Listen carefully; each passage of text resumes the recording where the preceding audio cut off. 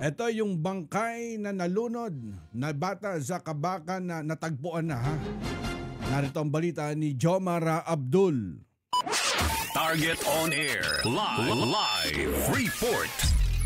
Karex, matapos ang 2 araw na masusing paghahanap, natagpuan na kahapon ng umaga ang bangkay ng batang babaeng nalunod noong Biyernes ng gabi sa ilog ng Kabakan. Nakuha ang nasabing bangkay ng bata sa USM River Park.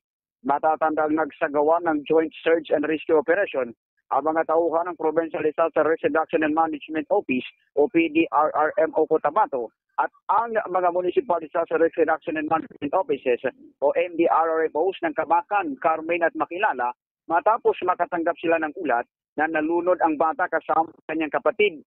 Sa ngayon ay nagdadalamhati ang pamilya sa pagkawala ng kanilang anak.